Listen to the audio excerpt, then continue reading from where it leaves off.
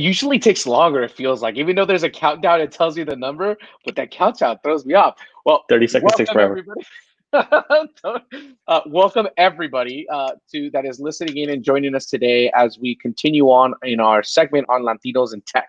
And today I am so happy to be able to interview and share with you guys a personal friend of ours, a personal friend of mine, Roger Chinchilla, and who's going to be joining us. So a little bit of introductions. My name is Joel Lacayo. I am a co-founder of Contabi Alliance and amongst other things.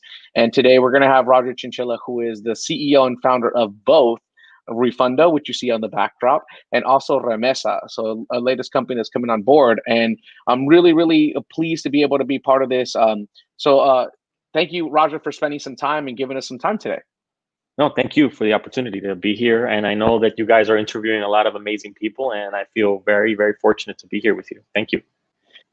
You are definitely part of that pool of amazing individuals, and I think what makes you unique, Roger, is not only your intelligence, but also like your connections with everything that you've done.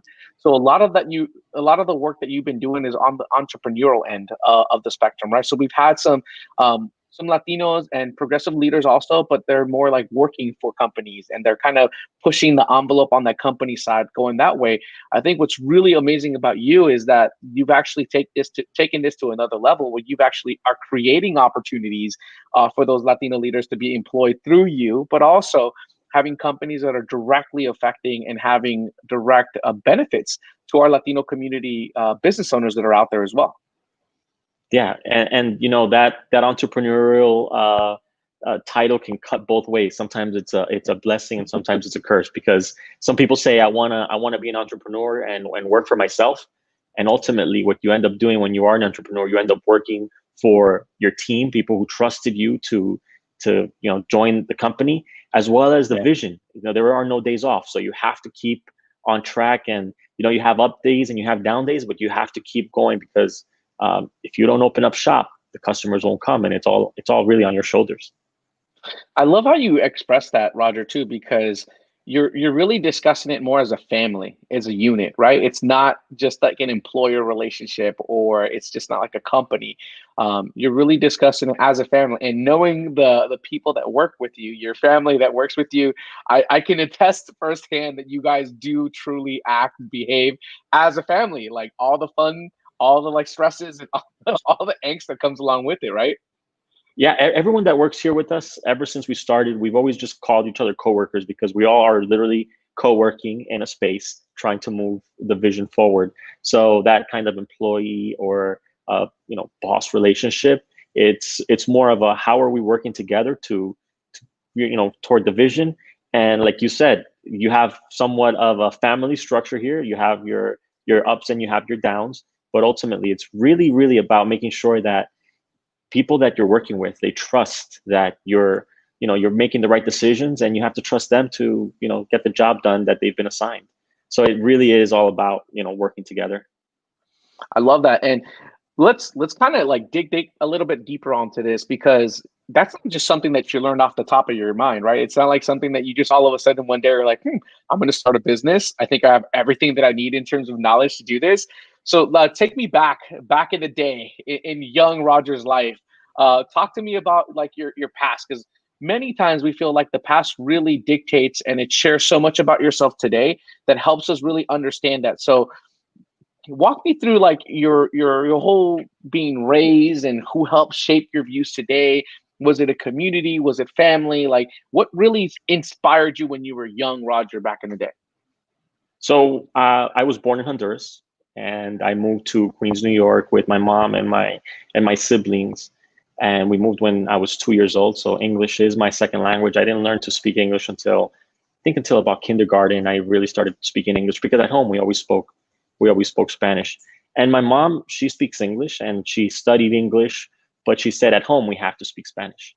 So being raised by a single parent, and I was a second child. My older brother kind of was in and out because he was going to the university and then he moved out. So I had the older sibling role, and I think that's where it started to go. My younger siblings were really close in age to me, so it was just about leading them, helping out my mom, and it was something that I had to learn. It was not, I didn't even know I was learning it. It was just like you have to go with that. And growing up, I grew up as a Jehovah's Witness, and being in, part of that community helped me learn fast, have morals, have values, specifically about how you treat people. And, that's kind of how that evolved, and just treating people in a way that you want to be treated, and, being fair and honest with everyone. And then I studied accounting, I studied computer science, and kind of I just worked through that whole thing after that. Roger, So dude. a lot to unpack there. Why accounting though? Like, what out of every single topic in the world, why would you choose to study accounting? I don't know. It seems like a safe bet, accounting, and I was programming since I was in high school, when I got my first computer that my mom bought me with a tax refund, believe it or not. So she said, once I get my tax refund, I'm going to buy you a computer. And I went and I bought this computer, and then I started just messing around with my computer initially, trying to do different things, just reading a lot, learning a lot. And that's when I started programming, and then did something a little safer when it had to do with accounting. But then I was able to merge the technology and the accounting, and I thought that was super important. And and I didn't know what I had ahead of me and the type of challenges that I was going to face. But I thought, with some technology, we could probably fix a lot of things. And that's how, being naive actually helps a lot when you're getting started, because you don't know how big of a mountain you have to move. You just think it's going to be easy. But once you embark on that role, there's no going back. So that's how it all happened. So the naivety of not understanding the businesses that are out there, but also just being young, right? And just like full of energy of wanting to do something. And nothing new on this part. Like, we actually do share that in common. We both were raised as Jehovah's Witnesses when we were younger. So that comes with innate challenges within itself, right? Which in certain aspects, it really not only develops your morals that you were discussing, right? Just understanding what you should and should not do in your own kind of way, but it also helps you to a certain extent on the entrepreneurial kick. Going and speaking to people randomly you've never known at all times and hours.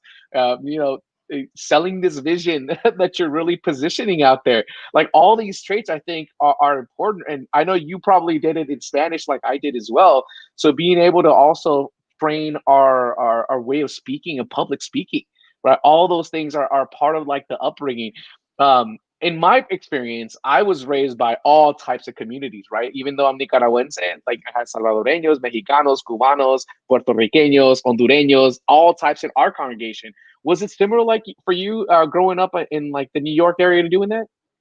Yeah, and we were based in right by Elmhurst. We lived in Corona, but we were based in Elmhurst. And Elmhurst has 90 languages. There's 90 different languages that are spoken in this one zip code, right? Because when people fly into New York City from Latin America, really from anywhere in the world, they traditionally don't go very far from where the airport is. The families kind of settle in nearby. So the airports are really close to Elmhurst, and you have some a little further out in Jamaica, Queens. But you start getting this melting pot of so many different types of people. So the same, we had Mexican, Colombian, Salvadoran, not a lot of Hondurans, but it was Peruvians. There was from all over that you can think of, speaking different types of Spanish. So you kind of learn all their sayings and all their dishes. So yeah, it's really a melting pot. It gives you it makes you a really well-rounded individual, especially when you start working in Latin America, traveling and visiting different countries. You can relate with them so much easier because you know a little bit about their culture. So that helps out tremendously. And so, I know Refundo is your current kind of like endeavor and your current like employment, and also you have Remmesa. What was your first like dip into like that entrepreneurial space? Was there like a before, or were there like some companies that Roger dipped his toes into and like, oh, I learned my lesson? Yeah, there's been a whole bunch of other companies, some of them not really even in the accounting space, but our very, very first company was a company called Rush Tax. And we started that in the mid 2000s, and it focused simply on helping independent tax offices provide tax preparation services. So we had tax preparation services. We also started working on software. And in that build of the software, we started working on financial products. So out of that, we spun Refundo out. So when we started Rush Tax in New Jersey, our goal was how many offices can we get? And we did that. We grew to about 20 locations that we owned and operated. And then we needed to figure out how do we connect all these offices together and communicate. And that in the mid 2000s, we're talking about, this is pre-Facebook times. MySpace is there. People are starting to go online now. But we're talking about how do we have servers, and how do we have these offices connect, and what type of software do we have to build? And that's when we first started building tax software. We started investigating, how can we build our own tax software that will live in the cloud? In those days, it wasn't even called the cloud. It was just online. It's going to live online. And that's how we started. In 2011, we spun off the financial product of Rush Tax called Refundo. And Refundo was just a domain name that I had purchased probably a year and a half prior. And I have this thing, I purchase domain names that I think are awesome, and then maybe I can fit them into something that we're going to build. So yeah, I've accumulated probably about 150 domain names now, just that maybe one day I'll use. I'm using some of them. But yeah, so that's how we got started with Refundo. And then Remmesa, we launched at the at the end of last year. So in December of 2019, we launched Remmesa. So yeah, it's all in the financial space. It's all helping communities that are lower to middle income, and helping them with different types of financial products. It's interesting that you note that, Roger, because you're like the second person that I know highly successful that does exactly the same thing in terms of like storing domain names. So Liz Mason, if you're out there listening from High Rock Accounting, I hear you in Roger's same way. And I think that makes total sense. So that's a great tip to actually provide some people, right? Especially those that have all these creative ideas.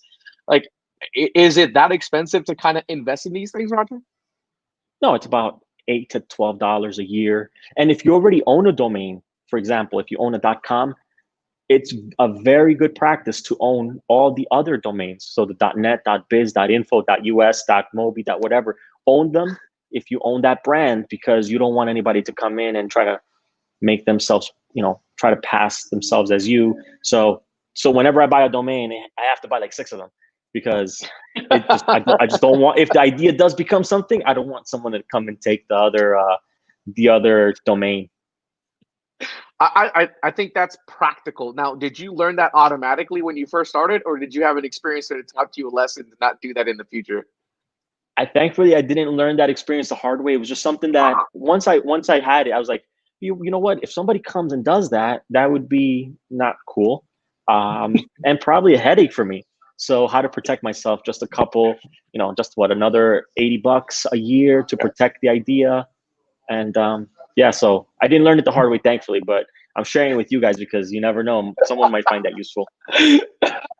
So let me find this out, because I love your drive, and I love like just the work ethic that I've learned from you in the past years that I've known you. But what really drives you, Roger? Like, I know like your business models and knowing your employees and just knowing like the concept that you guys have, you're always thinking about, how do I provide something of use? How do I make it easier for my people or my families or my circles or my communities? But what's your driver? What really has motivated you to continue on and keep pushing? Because it's not always like, butterflies and rainbows, right? There's dark times too when you're doing this. Yeah, and that comes also from being a child. There's a couple of things, right? There's that competitive spirit that you have, where you have to make a better experience. You have to make something better, not necessarily to make someone else look bad, but how do you give a better experience to the people you're serving? Because if you give them better experience, they're going to stay with you. So that was one thing that we started off very early on.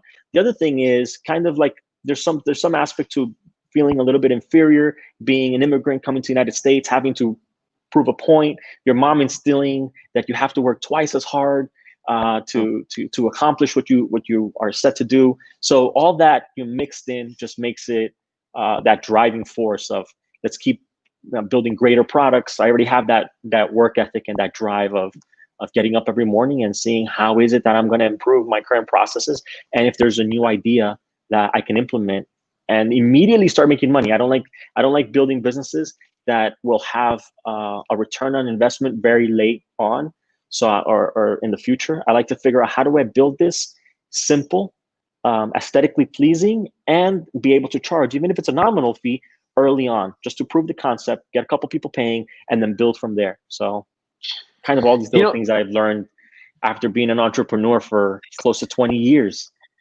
Yeah, and something that actually has come up a lot more recently is the fact that we want to have, and the industry is just looking for more representation of people of color within like the VC and obtaining funds and in getting like investors buying into them. Did you face some of those challenges because you were a Latino person coming on board? And if so, like how were you able to overcome them? Like what really, at the end of the day, what really mattered? So I never personally wanted to build that type of business. I've never wanted to build a business and then have to give away half of it, or sell a big chunk of it and then end up owning a minority percentage and kind of just being the face of that business. That's not my model. My model from the beginning was, how do I build this business, bootstrap it, and like I said, earn money so that you can continue scaling it. The problem that I had was convincing people to have partnerships with us. That was where it was a little different. How do you convince a very big organization, very big banks, to have partnerships with you when they say, what have you done? Show us, what's your family background, or what Fortune 500 company did you work with, or what consulting company, international consulting company did you come up with these? Where did these ideas get formed? So it was like, no, I had this idea in my bed, and I just thought that it would be a good opportunity. I've sold already 100 units. Trust me, believe me, I can scale it. It's a hard sell. And then I try not to focus so much on, well, they were, not giving me my proper place because of where I come from, but it's more like my background. What was what type of Ivy League school did you graduate from? Or like I said, consulting company, because a lot of consultants come, or universities, people come out of these schools, and that's where initially they get all that funding, but then they lose Yeah. control of their company. They even get fired sometimes out of their company. Yeah. It's And so I'm imagining networking has been a key like piece to your success, right? Like, I mean, you are a constant connector. I mean, as you saw in the comment from Arthur a little earlier about you being a natural born connector of people. How has that been success for you? And how do you, at a young age, how do you start building up that network and the right network, right? Because we can all have like our friends from school and friends from whatever, which you thankfully have had great success in keeping those friends from school and being success. But how do you continue to build that professional network that is going to allow you the opportunity to continue to grow? I think it relates back to when I moved to New York City early on. Building connections and knowing, having people in your corner was all about survival. And in business, it's the very same thing. It's all kind of a survival skill. Who do you know? How can they help you? How can they connect you to the next person? What can you do for them? Who can you introduce them to? And build that network when you start meeting, when you approach someone, you say, hey, I was introduced by so-and-so, and you start building that trust. That circle of trust is very important. And obviously having a good reputation, keeping your word, not owing anybody money goes a long way. So when you start building these connections, it's important to make sure that you do right by them. And little by little, they just, it really all just comes together. Great. I think, Roger, what you're describing is just being able to truly be work through that trust process with an individual. And I always alluded to like just having a typical friend, right? Like if you're looking to be friends with somebody, it doesn't just come out of the bat. You sometimes get those like, one in a million connections, like the one that I have with Jonathan. I love Jonathan. Jonathan, if you're listening, right? But it usually takes time. It takes time for you to build like rapport and trust. Like, hey, maybe it is this or that I have to do for you, and you do it for me. Um, so I love that perspective in terms of trust. And as we look to your present, like what you're doing today, what are some of the projects that you're really proud of that you're doing right now? And if so, and also, how are you helping others actually succeed and continue to elevate themselves professionally that are Latinos or within your community? So we have obviously two main products, projects that we continue to focus on. Three really main projects that we continue to focus on. So from the top, Refundo continues to be a platform for tax professionals, independent tax professionals, to be able to compete with some of the big box stores, the big franchises that we see on almost every corner, every other corner now. How to compete with the DIY platforms, with people who are getting their taxes done on their own. How do we provide these tools for tax professionals to stand out and engage with their customers? So that's the main thing that we are focusing here at Refundo. And thousands of tax professionals have joined us on that mission. So we feel super excited about that. Then we continue to focus on Rush Tax. Rush Tax software is a software that allows tax professionals a low entry point so that they can become tax professionals It's a monthly subscription. You don't have to pay thousands of dollars to have a software, and it's online, very easy to use. So that's what we focus on. The other thing that we have released is Remmesa. So Remmesa is a platform for people to send money internationally. They're able to send money internationally using a mobile app.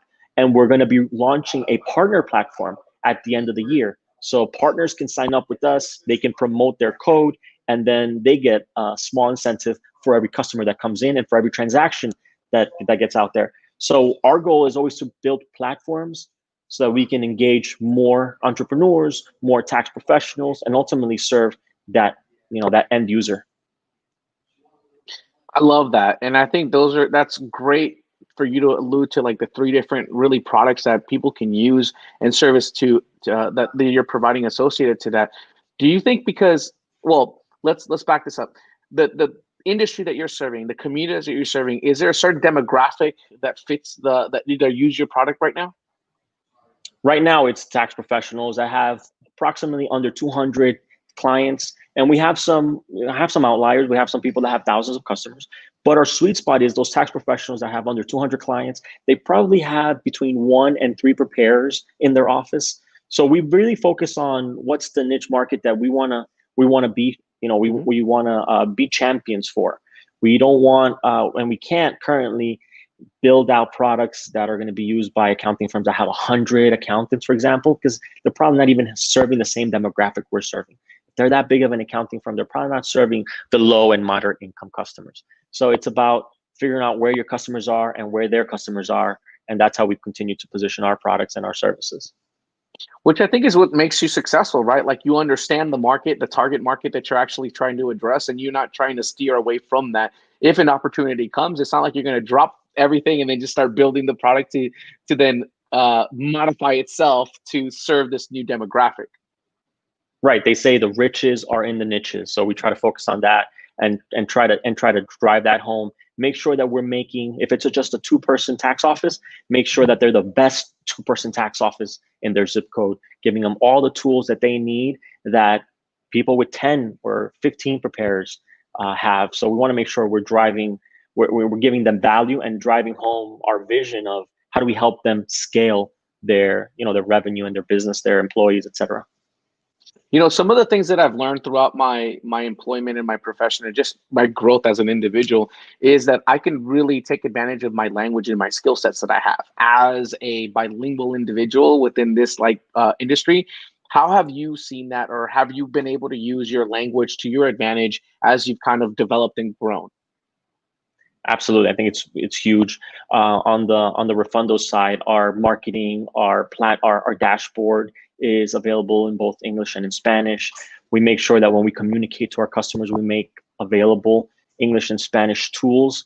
And even if they don't speak Spanish, they have some marketing material that they can provide their customers. So that's very useful.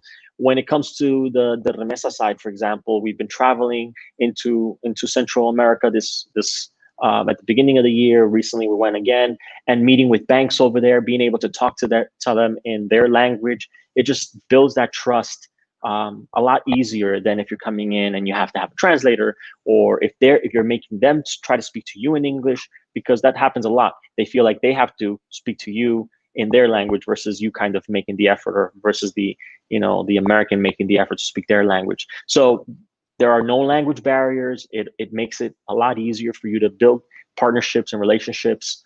And I think it's super incredible and awesome to be able to speak more than one language. Yeah, and I think that's something that I want to highlight as we continue to talk to professionals and leaders like yourself, because at times when you're younger, you either want to like fit in with the Joneses to some degree as you go to schools or as you go to companies, and you're probably the only Latino there. You're probably the only one that looks different as you're moving on up the channel, and you tend to want to be like everybody else, or kind of mimic what you're seeing of success on there. But I find it so important to be you and like be your unique self, and really use whatever skill sets that you have and identify them as skill sets. And I think language has been a key contributor to my success, right? In your earlier phases, as you're going through maybe working at different companies or building different projects, how was it for you? Did you have a similar experience with that? Growing up, my mom always told us you have to speak both languages. It's so important. And in different companies that I worked at prior to, finishing school, or cutting it short, at least that's what I did. I thought it was fantastic. I thought it was fantastic to be able to speak multiple languages, and it's something that I try to inculcate in my kids. Make sure that they know that they have to speak more than one language. And I'm kind of batting 500 right now. My son likes to speak Spanish. He understands it very well. He speaks it. My daughter just says a couple of words. She's not there yet, but she's warming up to the concept. It's really hard. Even if I speak to her in Spanish, or everyone speaks to her in Spanish, the relationship that she has with her brother is always, they always speak to themselves in English. And we find that very common. Even myself, if I find it kind of difficult to speak to my siblings in Spanish, but we both speak it fluently. So it's about breaking down those barriers, letting them know that Spanish is, opens up so many doors as you grow older, and as you start either building businesses, working for companies, and ultimately traveling the world. It just, your value is multiplied. I love that. Similar challenges with us. Like, we spent so much or invested so much of time in like the perfect preschool that does Spanish only for our older kid, and then went to a kindergarten that Spanish only. And now with the little one, especially with COVID, he's 4. So going into schools and trying to figure that out and trying to manage that is really difficult. But as Arthur's mentioning here, yeah, the ability to speak multiple languages is a superpower that people should consider, and all of us should really take that into and change and pivot the conversation, or at least the perspective on that. Because I know that, we also are living on the ends of the coast of the United States, right? New York, very progressive, very modern in terms of takes. California, we're very progressive, very modern in terms of takes. But there's also this entire Midwest function where the field could be a little bit different, and people have to also just be wary of the entire environment that's out there. At times, I feel, Roger, I don't know if you agree with this, that we as a community, as our own Latinos, are our worst critics. Like, we expect everybody that we partner with or to be around us to be like at our level or higher than everybody else, right? So we start critiquing or finding faults where there is none, or just being extra stringent for whatever reason. So it's hard for us to kind of progress. And during my time in banking and just profession, I've seen that other communities and other cultures actually, instead of like helping people, I mean, they're helping people come up with them to like the level where they're at. Meanwhile, I feel like at times our communities are more like, I got up here, like, just stay down there for right now. Like, let me get mine first. How have you ever like faced that as a challenge in terms of your development? Yeah. So as Latinos, and you start building a business, and you become, even if moderately successful, you kind of operate with somewhat of a chip on your shoulder, where I got here without anybody's help. You guys should be able to do it as well. I think that should be different. I think that you should encourage people to grab the hand, help them up, work together, do business with each other, find business for each other, and ultimately get more people in the room. So just because you open the door doesn't mean you have to close it behind you, and continue to work together. Constructive criticism goes a long way. So there's a lot of things that we need to focus on. It's something that I've been focusing on in the last couple of years. It's been in my forefront. I want to make sure that I am promoting that, helping people out. What do they need? And giving information freely so that they can continue to evolve and grow, and not let it be, something that gets to your head. You're here because something happened, and people say that you don't become successful just by hard work. There is an element of, luck or fortune that gets you here. So just because you've been here, help others so that they can get there as well. Yeah, I think that perspective is exactly what you've shown me since I've known you. So it's not just words talking. Like, since I've known Roger, I've easily been able to text them and call them and just be like, hey, I have this thing in my head that I'm trying to get out. You've worked through like ideas that I've had, and it's important to recognize that you're right, that you have an innate skill set that got you to a point, but you got to remember the communities, and I mean communities that helped you along the way. You were mentioning your mom, growing up and having that influence on you and that structure, and then all the different professionals that have been around that maybe are mentors in one way or another to you to be able to do that. What do you think about the mentorship aspect of things.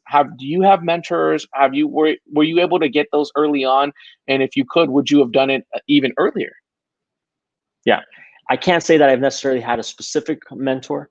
What I have done is I have done a lot of reading. So I do a ton of reading about different people, different experiences, and figuring out how is it that they overcame challenges. But I do encourage, and I'm just not really, me personally, my personality is not really mentor friendly. And again, that comes from having to grow up on your own and, try to achieve things on your own. So that's just my personality. But I think that it's very important for you to find someone that you can ask some questions to, bounce some ideas off of, especially if you're not going to be a ferocious reader. So if you're not willing to do a lot of the work on your own, find that mentorship, Facebook group, place where you can engage with similar like people, or people that are where you want to be, and ask the questions that need to be asked. And one thing is, I'm not afraid to ask a question. If I need to ask a question from someone who is a lot smarter than me, I will ask the question. So don't be afraid to ask the question. And then more importantly, when you ask the question or you find the answer because you read it somewhere, it's very important to do the work, because a lot of people, they find it, oh, that sounds too difficult. Well, that's what it takes. Do the work. So I'm a big, big believer in paying your dues, paying them early on, and then doing the work, because if not, you really can't achieve what you set out to achieve. I think you're being too humble in that. I find you to be a mentor. There's mentors in different ways. I don't necessarily need you to be checking in with me on a daily, but being available and being open to discuss things and kind of throw ideas on is definitely a huge help. No, So, I love helping people and answering okay, I was questions. like, Me myself, doing that on the other side of that, that's where it becomes a little difficult for me. But got helping it. people, I love when they ask questions Yeah. and I point them in the right direction. I love doing that. I love helping people out with that. I wonder if maybe some of your employees or some of your coworkers or family in there at Refundo probably think that they're your mentor in one way or another. And I'm looking at Jonathan because he Yeah. just joined in and he gave him his little monocle on his eyelid. Yeah. I definitely pick up and learn from different people's abilities. And yeah, it's nothing that I'm not ashamed of doing that. I'm not ashamed of stealing great ideas, making them my own, and then building upon them, or characteristics or words, phrases, anything that I can really fit into my daily living. I absolutely will take that into consideration.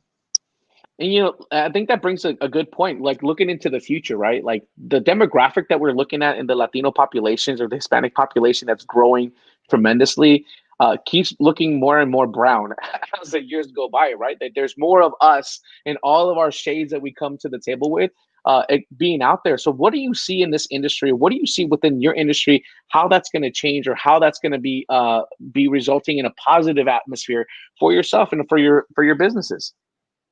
I think it's gonna be fantastic. And one of the biggest things that I encourage a lot of people to do is get involved with technology, get involved with higher education. If they can do it, it's absolutely wonderful. And making sure that you are pushing the community forward, whether it's by innovation, whether it's by investing in people, investing in businesses, but keeping that innovation going. I think the technology is what can really separate us as we start and set us apart, sorry, as we can look into the next 10 or 20 years, when a lot more people get brought into the fold of being Latino. I think it's fantastic. I think it's amazing. So, Roger, now within the same future, let me put you in a time machine, pop you back, let's say when you were, I think like six. Hold on. 16. I think I lost. I'm back. Sorry. It's all good. I said, looking at the past, how would you actually, like, what are the one or two things that you would recommend young Roger to change or do when you were like 16, 17, a lot more impressionable, like full of more energy associated to that? If I had to think back, I'd probably encourage myself to do a whole lot more reading. When I was in those years, I did just enough to get me by, but I didn't do enough reading. If I would have done a lot more reading, I think I would have maybe be a little more dangerous. But yeah, that's one thing, reading for sure. And it kind of revolves around education, maybe sticking with higher education earlier on would have been something, but that also changes the the present. If I would have stuck there, I probably wouldn't be here. So it's different. I mean, but ultimately, just continue to learn more, be more curious. I was very curious, but if I could be more curious and a whole lot more reading, I think things would probably be a little bit different.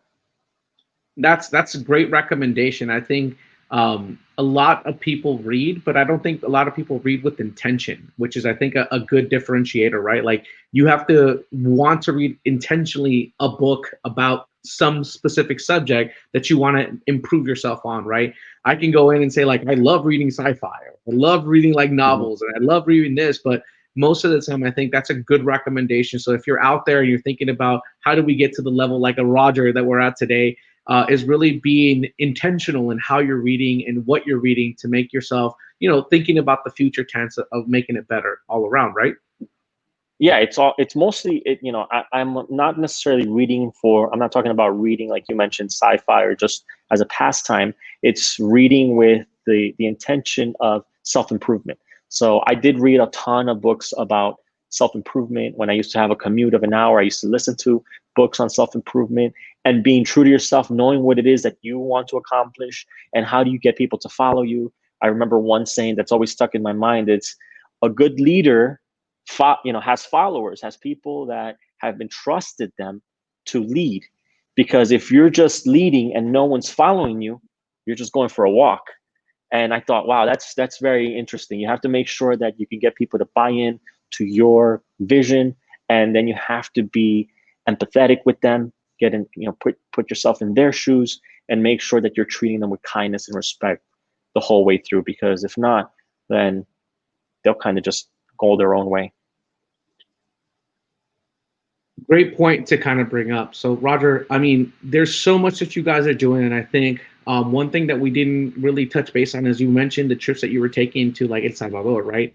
And those trips are, more so than anything to kind of establish the connection and talk to banks. But I know from following you, there was much more to that, right? It wasn't just like going in there and doing business. You guys were actually doing more community connections, right? So talk about that experience and like what you did and why that was so critical, and why that is so critical as you really look at a business model, and as you're looking to expand and even go into different countries or different communities.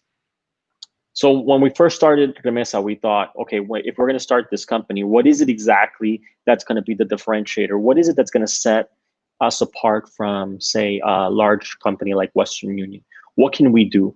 And we started figuring out what was the reasoning behind a lot of why is that people are sending money back to their families to help them. So if we can just attach ourselves to that and make sure that we live by that.